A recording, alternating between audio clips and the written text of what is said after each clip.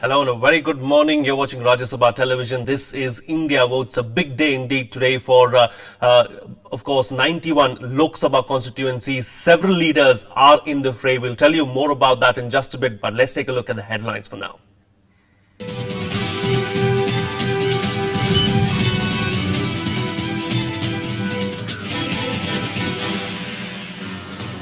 Polling in the second phase of Lok Sabha polls held in 6 seats, high turnout in 4 northeastern states.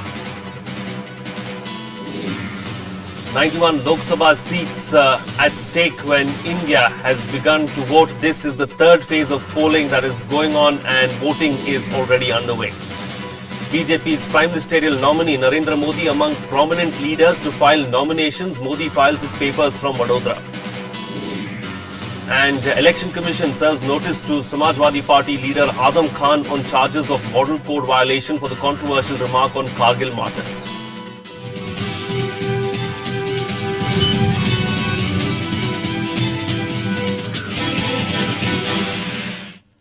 Well, it is indeed a big day today. Of course, several states, several seats in many of the states across the country are going to polls. Polling has already begun in Kerala, in Haryana, in the National Capital Region, of course, Delhi as well. 7 seats in Delhi go to poll today, and it is indeed a big day. And the fate of several stalwarts, several bigwigs in the political circles will be decided by the end of the day. Of course, in 2009, the Congress won 46 of these 91 seats that go to polls today. It remains to be seen how the Congress's fortunes turn out this time around. The BJP indeed has everything to gain. It won only 13 of the 91 seats that went to polls. And it's going to be an interesting contest on the cards. And of course, the voting has begun.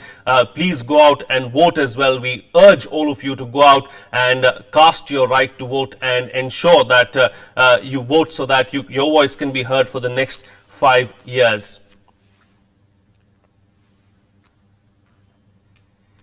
There you have it, of course, 20 seats in Kerala, 9 seats in Madhya Pradesh, 10 seats in Maharashtra, 10 seats in Haryana, 6 in Chhattisgarh, and Odisha as well sees 10 seats, and there are 7 seats in Delhi and a few seats in some of the other states as well. Let's get a quick update from our correspondent Anu Diwan, who joins us for more. Anu, bring us up to date with the latest.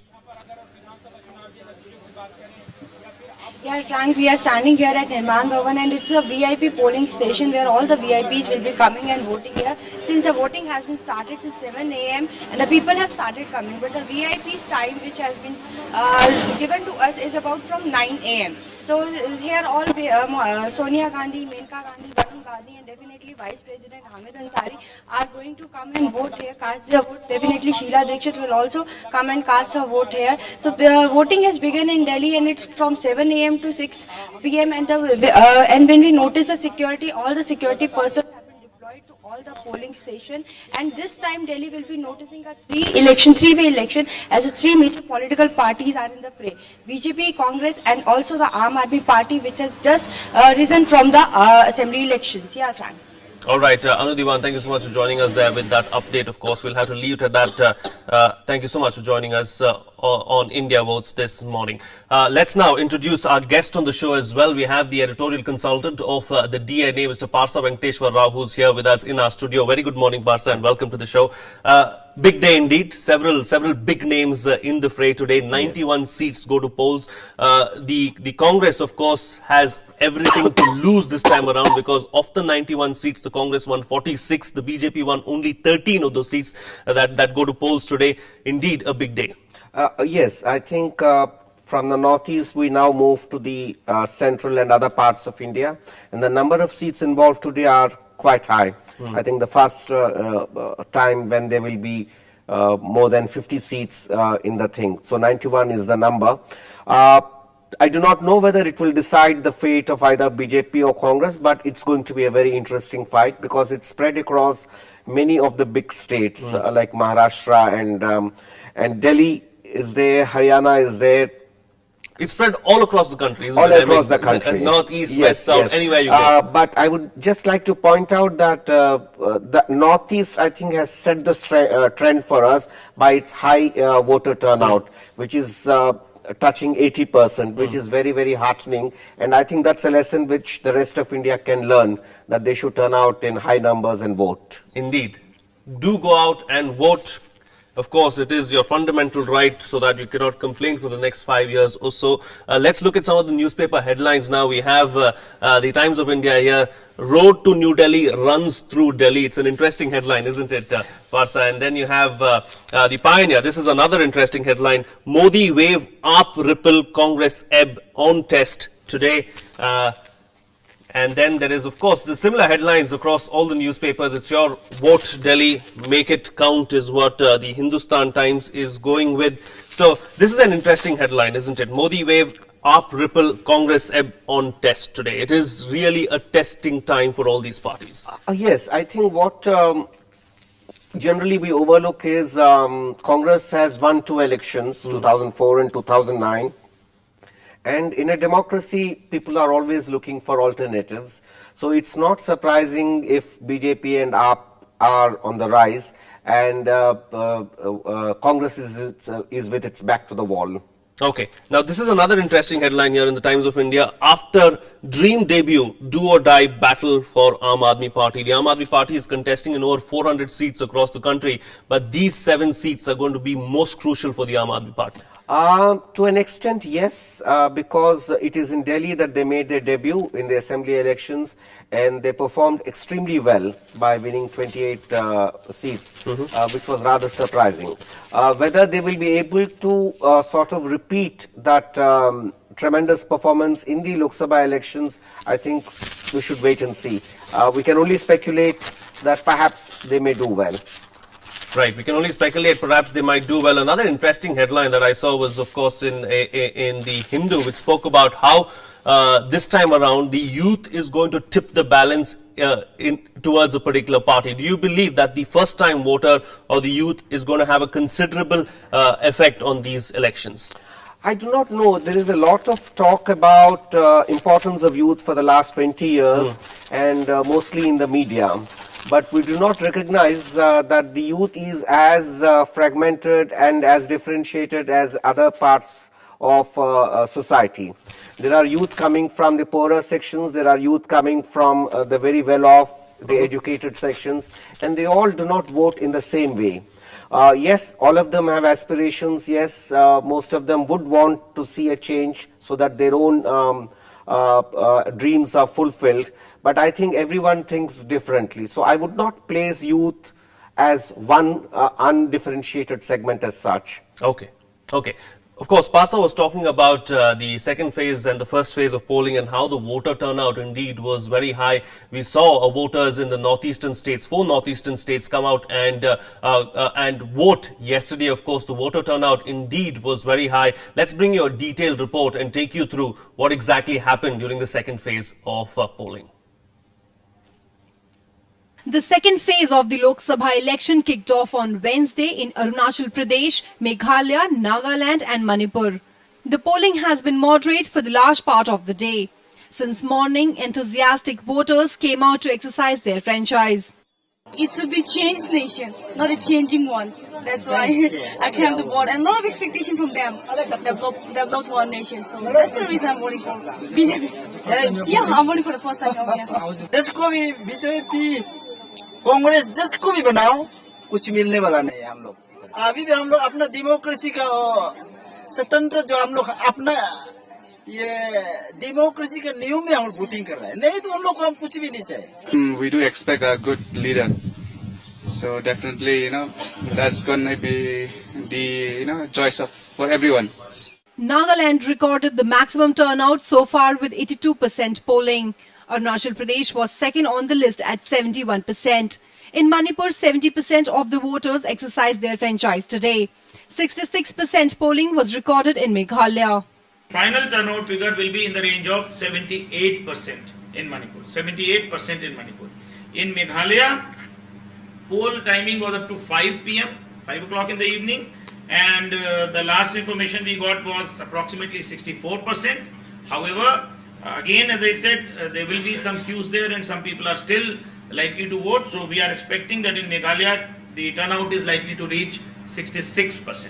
Voters in Arunachal Pradesh simultaneously voted for a new assembly today. Altogether, 155 candidates, including 5 women, are in the fray for 49 of the 60 assembly seats in the state.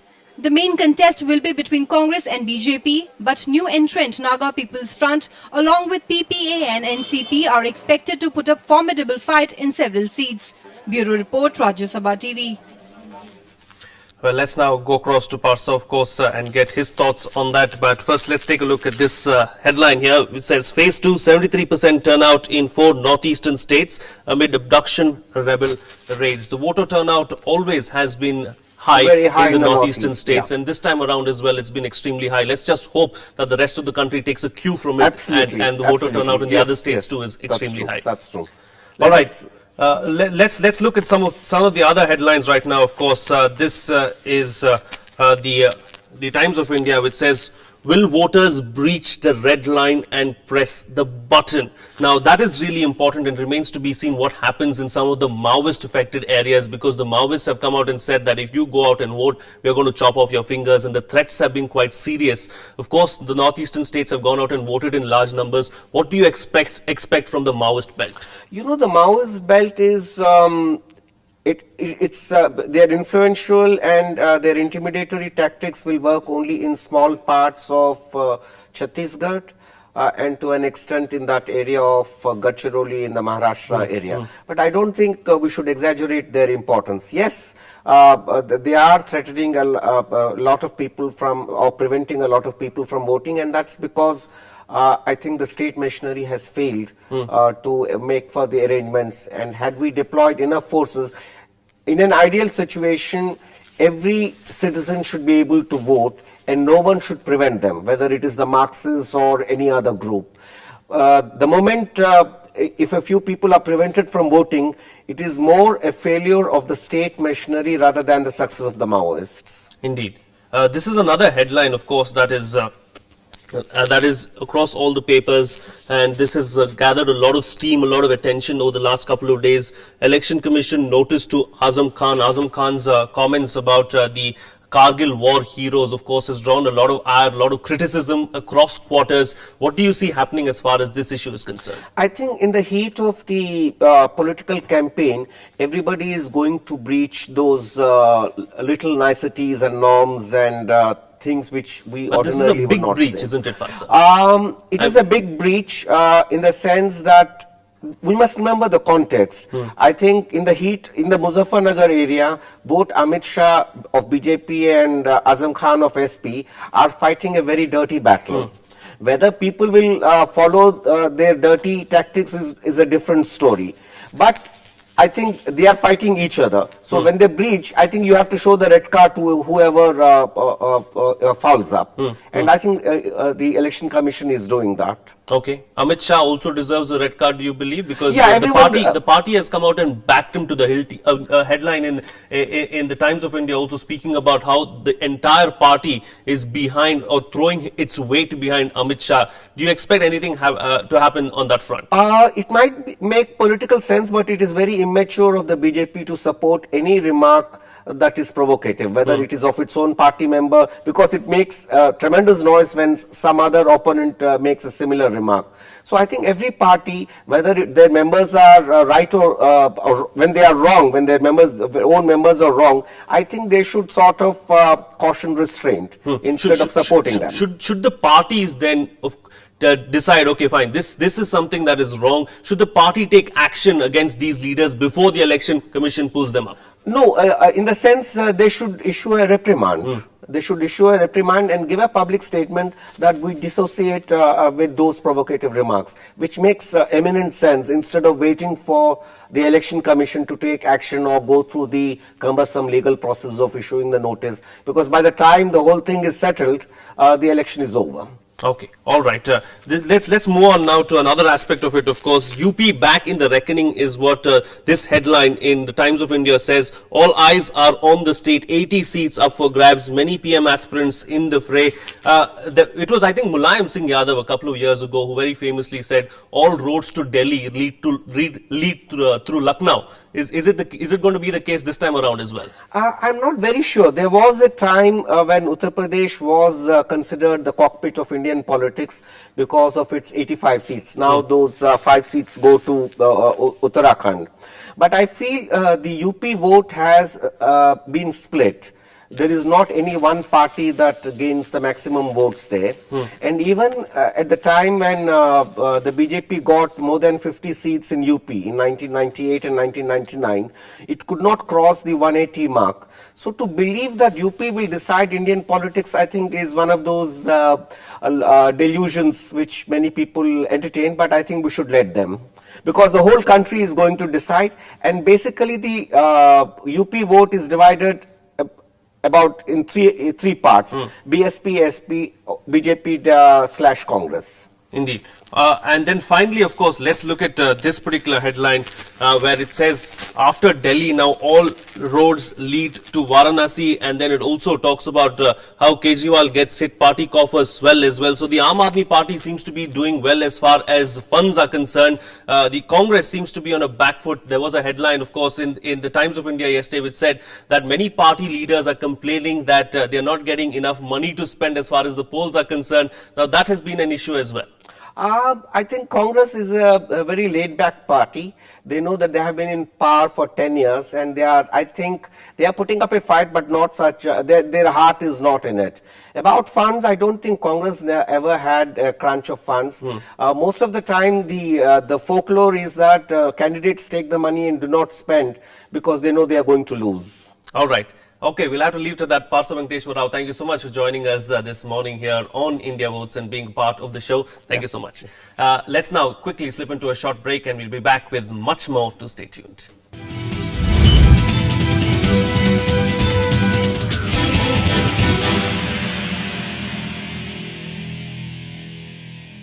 Welcome back. You're watching India Votes on Rajya Sabha television. Well, several key leaders filed their nomination papers on Wednesday. The most prominent among them was BJP's Prime Ministerial candidate Narendra Modi, who filed his papers from Vadodara in Gujarat. Among others were two actor-turned-politicians, BJP's Vinod Khanna and Aam Aadmi Party's Javed Jafri. Here's a look. BJP's PM nominee Narendra Modi took time out of his busy campaigning schedule today to file nomination papers for his second seat from Vadodara in his home state Gujarat. Modi is also contesting from Varanasi constituency in northern Uttar Pradesh. A huge crowd greeted Modi, who was on his way to file his papers, standing in open-top jeep and waving to his supporters. He reached collector's office to file his nomination papers as hundreds of police personnel stood guard along the route. A tea vendor and a member of the city's erstwhile royal family are among the 5 people who proposed Narendra Modi's name. Proposal के रूप से मैं यहाँ उपस्थित हूँ, तो उन्होंने मुझे हमारे परिवार को महत्व दिया ही है। उनका सुशासन की बात करी तो पूर्ण विश्वास है कि वही दाखला अपने सामने रख के वो हिंदुस्तान के प्रधानमंत्री के पद पे जब बैठेंगे तभी वो याद करके सुशासन भी हमारे देशवासियों को जरूर देंगे। Vadodara is considered as one of the major BJP stronghold constituencies. 6 of the 7 assembly seats in the constituency are held by the BJP, while the remaining seat is held by an independent who is also now in the party fold. In the forthcoming polls, Modi will be challenged by Congress's Madhusudan Mistry and AAP's Sunil Digambar Kulkarni, who was picked yesterday. After filing his papers, Modi urged people to vote for his party. 30 तारीख को भारी मतदान करके कमल के निशान पर button दबा करके भारतीय जनता पार्टी को भव्य विजय दिलाएंगे। Among others, 2 actor-turned-politicians also filed their papers. BJP's Vinod Khanna filed papers from Gurdaspur in Punjab, while Javed Jafri filed his papers from Lucknow Lok Sabha seat. मुझे विश्वास है पूरी तरह कि गुरदासपुर की जनता मुझे बहुत बड़े बहुमत से जिताएगी यहाँ से, क्योंकि यूपीए सरकार जब भी दिल्ली चाहिए उन्होंने इतने कोई भी प्रोजेक्ट सानू नहीं दिता। बाजवा साहब जब दे आए कोई भी प्रोजेक्ट इतने उन्होंने नहीं किया, किसी को पैसे नहीं बढ़ने एमपी फंड तो। इस कार्य में मेरा पहला कदम है और मैं सिर्फ दुआएं चाहता हूं, बिकॉज जो नियत लेके मैं आया हूं और अरविंद जी जो नियत लेके चल रहे हैं इस देश के लिए कुछ करने की, उस नियत का मैंने साथ दिया है। उस नियत के लेके साथ बढ़ना है। सच्चाई की जंग है ये और हम कोशिश कर रहे हैं कि जिस तरह से जो देश में हो रहा है उसकी कुछ सफाई बहुत जरूरी है। तो हमारी यही कोशिश है, यही नियत है, बाकी तो आम आदमी के हाथ में। Javed Joffrey will contest against Congress's Rita Bahuguna Joshi and BJP's Rajnath Singh. Filing of nominations for the 6th phase of polling on April 24th also ended today. Bureau Report, Rajya Sabha TV. Uttarakhand Chief Minister Harish Rawat's wife Renuka Rawat and former Chief Minister Vijay Bahuguna's son Saket Bahuguna figure in the list of Lok Sabha candidates announced by the Congress on Wednesday. Rawat's wife has been fielded from the Haridwar seat represented by him in the past. She has been pitted against former BJP Chief Minister Bhuvan Chandra Khanduri from the seat. Saket will contest from Tehri Garhwal, a constituency from where his father had won in 2009 Lok Sabha polls. The third candidate finalized by the Congress is Senior Minister in the state government Harak Singh Rawat, who will contest from the Pauri Garhwal seat. The seat is represented by Satpal Maharaj, who recently switched over to the BJP from the Congress.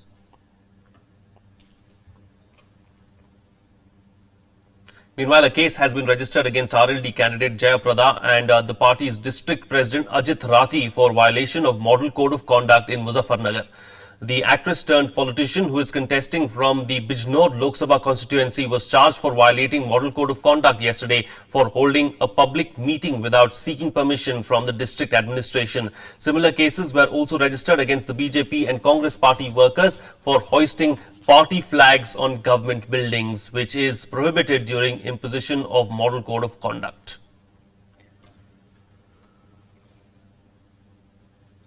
Meanwhile, the Supreme Court has rejected a plea to defer the April 10th polling in Gautam Buddha Nagar Lok Sabha seat in Uttar Pradesh. The petition was filed in view of the Congress candidate crossing over to the BJP after filing his nomination papers. After Ramesh Chand Tomar switched over to the BJP, the dates for nomination as well as withdrawal were over. Tomar had earlier filed his nomination papers as a Congress candidate on March 21st. The petition accused that crossing over of Tomar to the rival party after filing of nomination papers amounts to corrupt practice. With the Apex Court dismissing the petition, Tomar's name will now appear on the electronic voting machine next to Congress's symbol.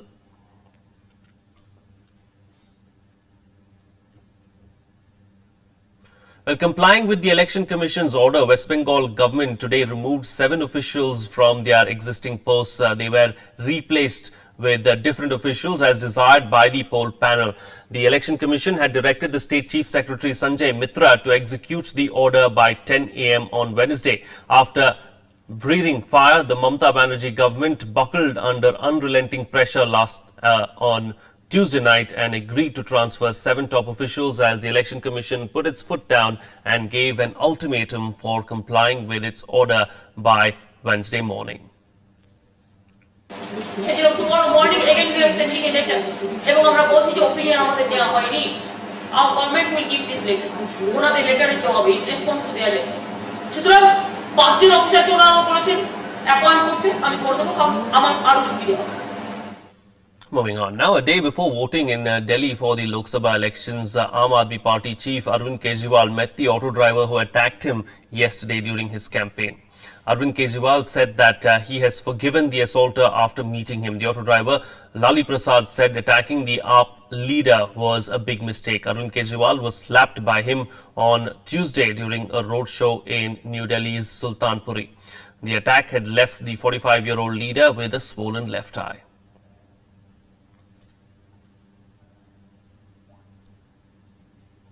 Well, protection of the tiger and its habitat may not be a direct election issue, but it stares us in the face nonetheless. The man versus animal equation, especially in zones around India's tiger reserves, calls for attention. Here's a report.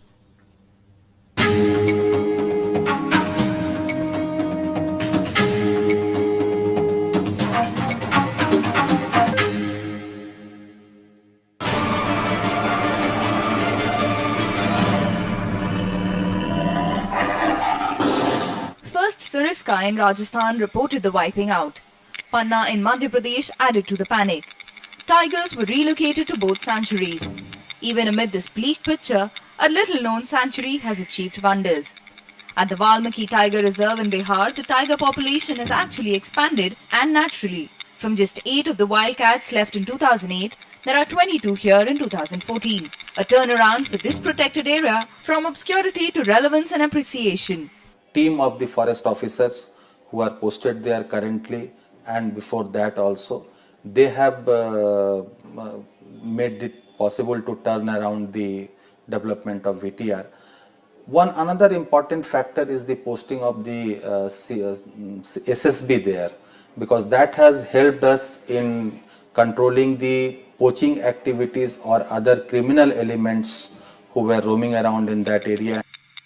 The Valmiki Tiger Reserve lies on the northeastern tip of the India-Nepal border, the only protected area of its kind in Bihar. In 2001, the Saharashtra Seema Bal (SSB) set up outposts here as part of deployment on the India-Nepal border. Criminal elements were cleaned up. Today, this reserve follows a classic forestry formula categorized under three broad heads: protection and preservation activity, habitat enhancement, and ecosystem development.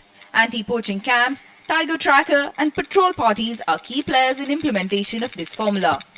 We are trying to create a suitable environment by habitat management, by other activities, so that the ecological aspect, quality of the forest improves, the wildlife numbers increase, tourism people who they come here for, what they come here for, they can see that, and a sort of mix of protection and tourism will be good both for the sanctuary as well as for the people.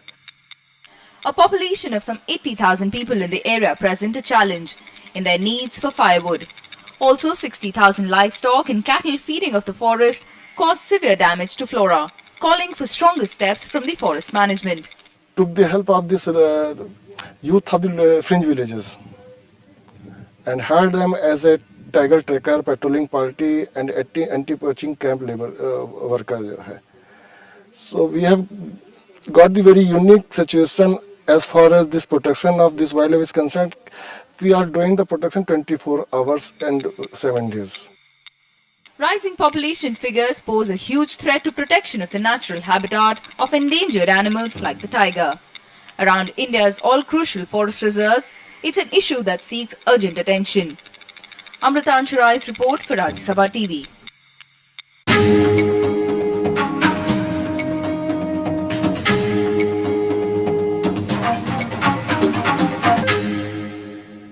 And with that, it's a wrap on this edition of India Votes. Thank you so much for watching. Have a good day.